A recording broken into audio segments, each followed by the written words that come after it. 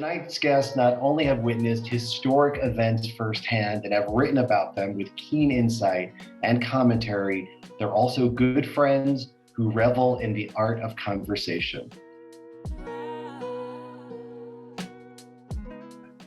I'm going to read from an essay that is forthcoming from a folio issue of the Yale Review. I think Aminata also has an essay in it. And this is called 40 Head of Cattle and a Letter to the Magistrate. And this is the theme of the folio issue is ownership. So that is the kind of theme of this essay. Here is a parable about ownership, an illustration of how deeply arbitrary it has always been, how implicated in the world's devastation. The story is known to almost every lawyer in America, many of whom regard it as the foundation of modern global property rights. The year was 1805. A man on horseback named Lodowick Post was chasing a fox down a beach near Southampton, New York. This creature must have been both wily and swift. It scampered and bolted. In the end, though, it was exhausted, at which point a man named Pearson stepped into the scene. He later claimed he did not see Post in the distance, thundering along. Pearson shot the fox and took it home with him.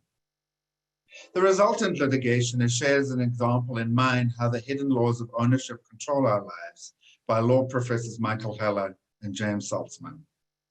The judges had to choose between two competing intuitions about ownership. One was what Heller and Saltzman called first in time, the idea that whoever finds a marble on the ground has the right to toss it in a bag. Heller and Saltzman named the second intuition, reap what you sow, the idea that whoever works hardest at something should draw its benefits.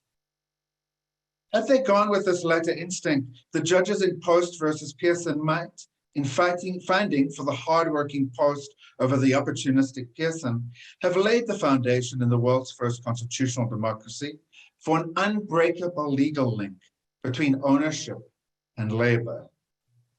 Their precedent might have allowed enslaved people to claim partial ownership of their captors' plantations. It might have permitted workers on Henry Ford's assembly lines to sue for a profit share. But the judges in Post chose what lawyers call a quote-unquote bright line rule, a simple standard that did not require complicated work comparisons. They decided that the first person to come upon and use a natural resource would own it. Use here was relative. Native Americans had not, for example, used North America in any sense that would imply ownership for the court. They had not laid down fences or clear-cut the forests. But fishing, damming, paving, drilling, irrigating, emitting, and mining, in such matters it would pay to get to the resource first and then deplete it as quickly as possible. In this way, Heller and Saltzman argue, the Supreme Court socially engineered what scientists have since come to refer to as the Anthropocene, the era in which we have so overexploited the earth that our long-term survival is now open to question.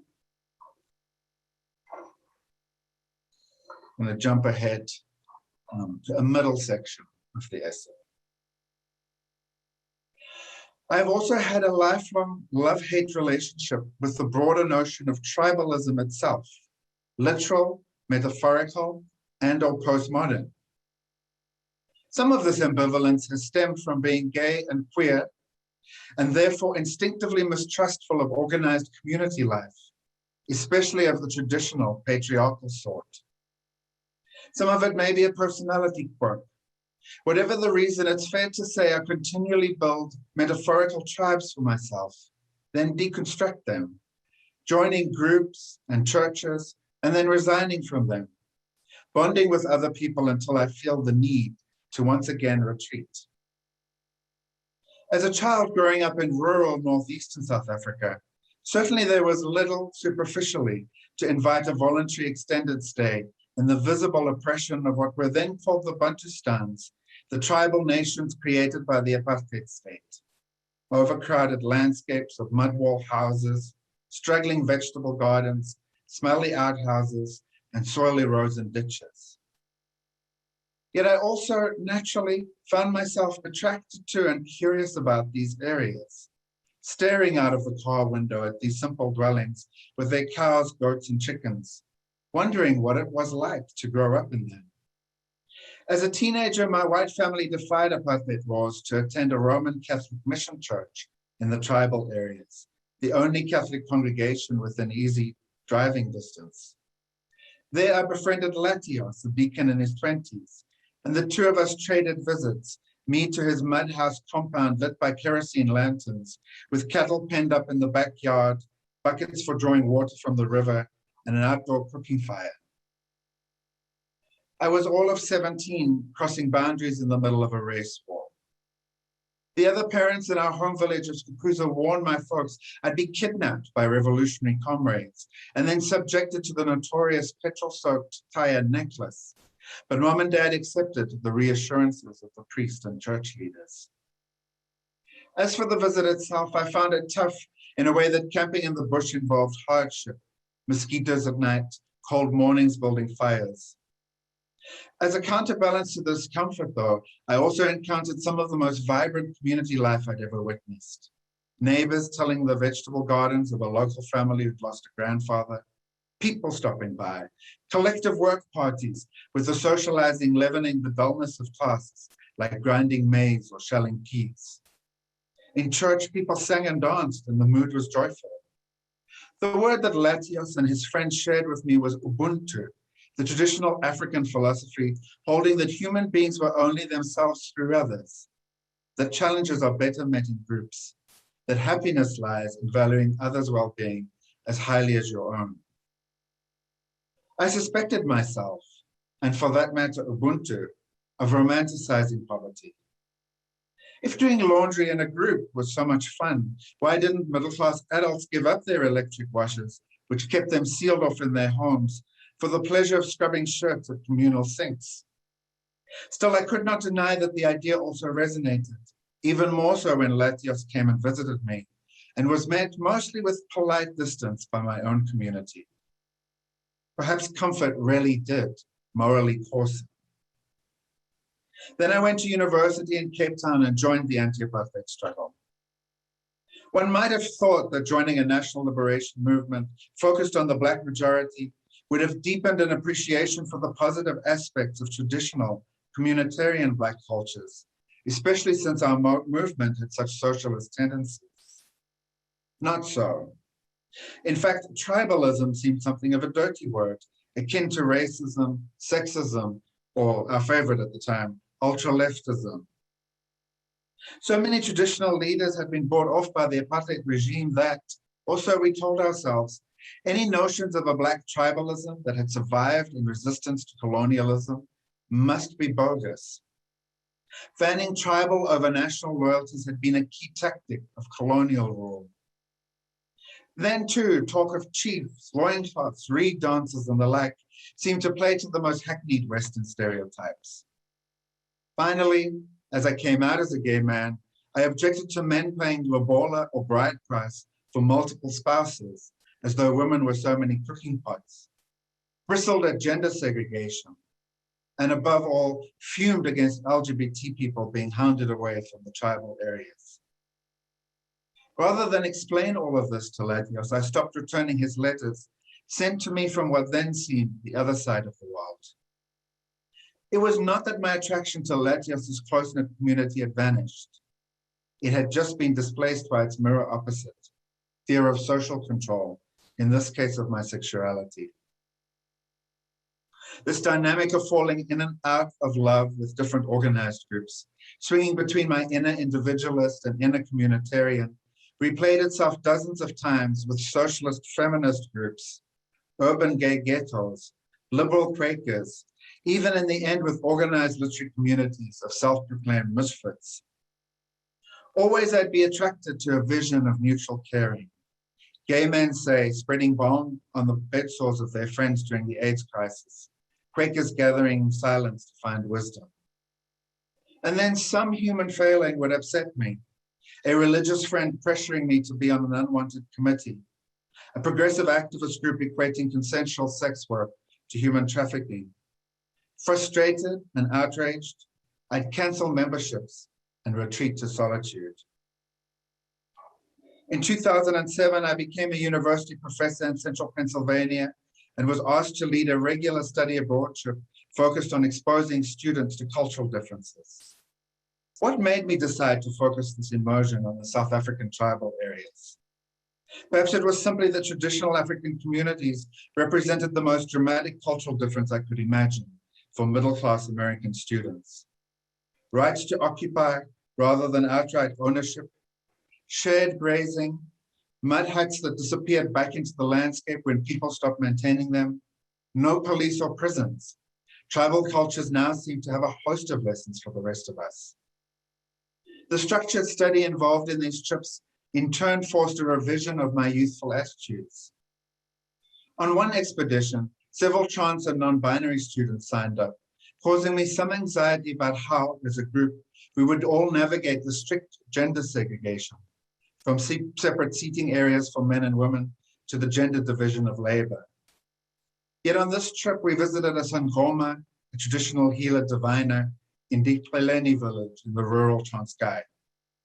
Sangomas often talk about hosting a spirit of a different sex inside themselves, a condition that both exempts them from conditional gender expectations and also helps them connect with the ancestors.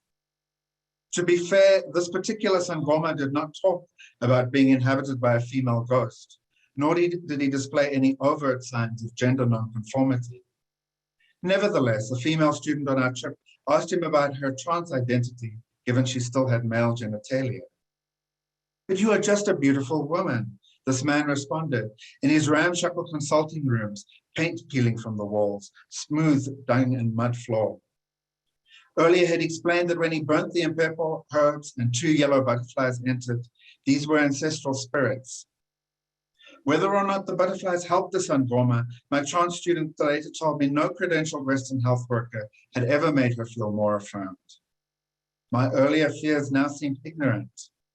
How could I have assumed that traditional would automatically mean oppressive? Then there was the head lady, Nyankome, in KwaZulu-Natal. During our visit, there had been talk of outsiders joining her village. As I sat in her kitchen with some students, she explained to us what she, in consultation with the tribal council, saw as the core implicit commitment if, say, one of us were to be granted permission to occupy land. Under tribal law, we have to take care of the community, she said. So you could know if you got old or sick, we would help you. You would not be alone. But also then, you must help us too. If you can assist someone, and we found out you were hoarding all your money, even in a distant American account, here we all giggled. Well then, she said, you could be brought in front of the tribal council, and we say, you must pay or leave the village. It was simultaneously one of the most exciting and terrifying things anyone had ever said. There it was again, Ubuntu. Make the group larger than the individual, and as a result, you will find tranquility. Unload your proverbial camel, and you may then squeeze through a narrow Jerusalem gate. But also, give up your privilege, and who knows, you might end up like the head lady's own niece, who helped cater for our group on this educational visit, all smiles and kindness over the home-cooked breakfast buffets. 6 months after our stay, an ordinary bout of the flu turned into nasty bronchitis, and since no one in the village could afford adequate medical care, the young woman died. Thank you.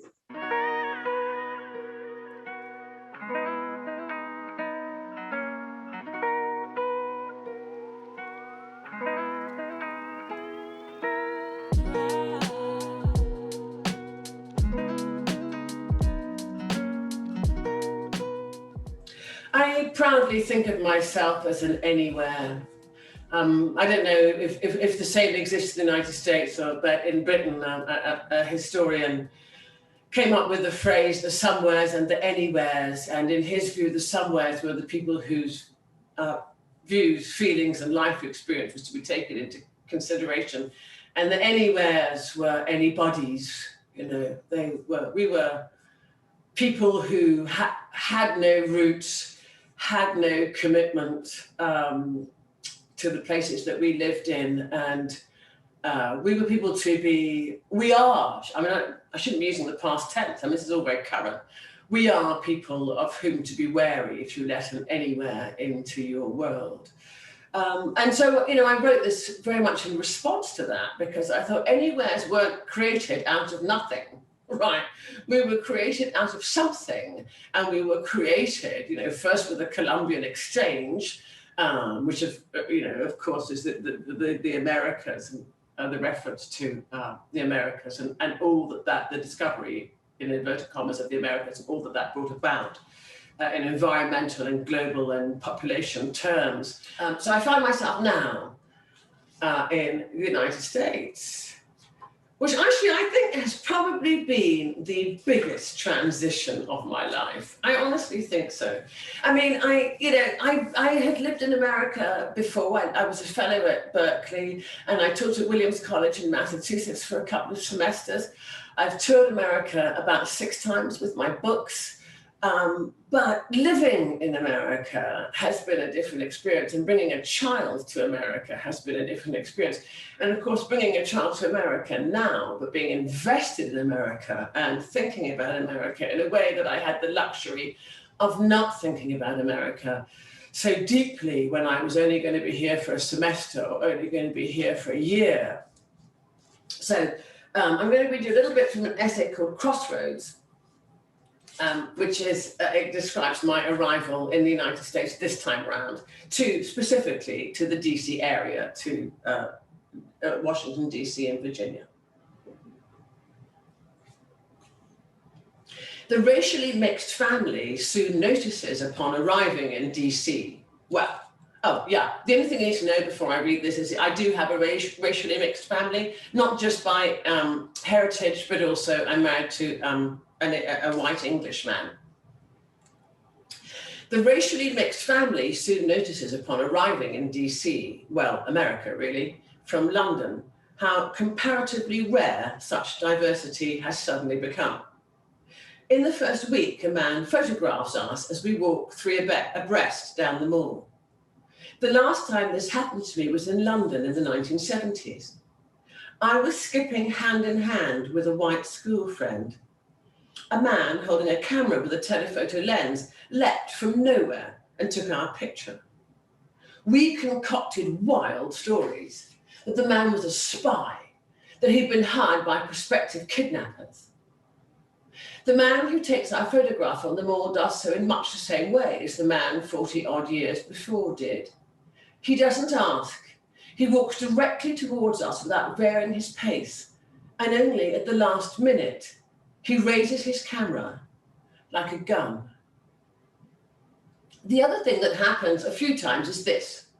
We are waiting together at the head of a queue to fill in or submit some piece of paperwork that our new lives require. The person behind the desk, a white woman in each instance, looks up at us and says, "Which one of you is first?"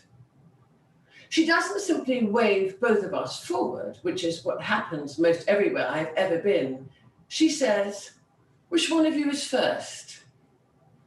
She presumes we're not together, you see. It takes a while for us to figure this out. A couple of times when the queue is particularly long, I take our son outside to play until my husband is called forward, and then we join him at the desk. But when I do so, I am challenged. "Can I help you?" And, "Excuse me, Mum, but I am serving this gentleman." On this last occasion, I am standing next to my husband. So close our shoulders touch, leaning with my elbows on the desk and reading our paperwork upside down. In the mind of the woman behind the desk, I'm apparently a stranger with no sense of personal space, butting in on the business of an Englishman altogether too polite to drive me away. Because that's what absolute strangers do all the time, right? In her worldview, it is more likely than we might be together. A friend describes how something similar happened to her when she unpacked her weekly shopping at the till in a supermarket, and the teller shouted at her, "You may not touch that man's food, ma'am." The man was her white husband, Really, you have to laugh. Shortly after arriving in Arlington, I went for a series of medical tests, to which new clients must submit on behalf of their medical insurer. Waiting for a bone density test, I was given a form upon which to declare my ethnicity: black, white, Hispanic, other. In Britain, one is typically offered a buffet of choices under mixed. On the medical form, I marked both black and white because ethnicity has a bearing on bone density and medical science does not observe the one-drop rule. There followed an awkward conversation with the administrator, whose computer kept defaulting to white.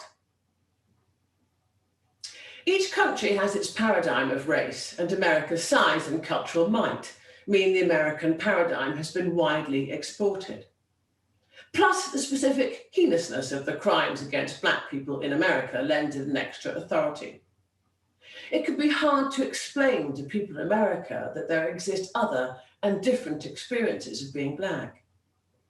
My cultural interpreters when I first lived here 20 years ago tended to be people of colour from other lands who had lived longer in America than I had. West Indians, Black Britons, Africans. You are darker than me, therefore I will call you black. You are paler than me, therefore I will call you white.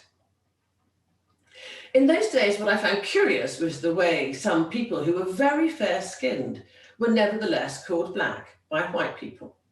They called themselves black too, or black with a capital B, which to me was a matter of a different order, one rooted in knowledge, family, and allegiance. The fact was that, to me, it seemed impossible, simply by looking at many light-skinned people of colour, to tell if they had any African blood at all. I said so to my African friends, who quietly agreed. A British Jamaican friend warned me that I should not say so in the company of African Americans. The idea of passing made no sense either. If you were light enough to look white, why didn't that make you white? Did I know about the one-drop rule back then? I think so, but the enduring nature of its legacy threw me. Did people really hold on to this way of thinking? Perhaps I should have been more thoughtful, because I did know that enslaved women were raped by their masters. So these then were their light-skinned descendants, whose skin served as a reminder of the plundering of their great-great-great-grandmothers' bodies.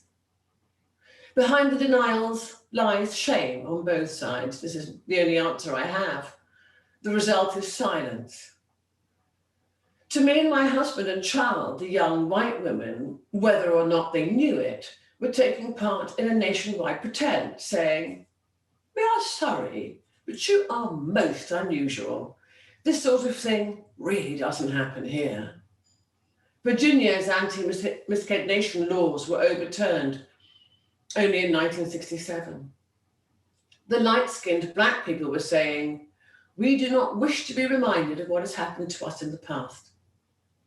Only on a recent trip to South Africa have I seen anything similar to the simultaneous separation and evident commingling of the races one sees in the United States, an energy expended on the self-deceiving lie that is the narrative of what is normal. In South Africa, I would be considered coloured, a designation and an entire community created by government decree to sweep into one place the untidy evidence of racial mixing. South Africa's version of the one-drop rule. In West Africa, in fact, in pretty much every other African country where I've ever travelled, those fair-skinned African Americans and I would be called white. Filming a documentary in Mali, where the brown-skinned Tuareg population is referred to as white, I tried to explain this to one of my English colleagues, who only continued to insist that this could not possibly be so. It was left to our Bambara fixer to tell him, "You are in Africa now." In his view, Obama was a white man, though he had travelled and knew this not to be the case in majority white countries. He stopped a passing waiter. "Obama," he asked, "black or white?" And the waiter replied, "White." The passage I just read is what I came to call reversing the gaze, because, well, I mean, probably doesn't need explanation, but if you belong to a powerful population and the majority population in the place in which you live, or indeed the dominant sex, then you have been lucky enough to own the power of the gaze. And others of us have been subjected to the power of the gaze. And I would say that I spent my entire life looking at myself through somebody else's eyes. And then we know because W.E.B. Du Bois wrote about double consciousness. And that happens if you're gay or LGBTQ, many or have a disability or many other things. But we learn to look at ourselves through the other gaze. But what I wanted to do with my work is reverse the gaze and say, okay, we're describing ourselves, and I'm happy and I enjoy describing myself. But I also want to describe you to you, right? I don't just want to write about my own experience. I want to write about how you are seen and how we see you.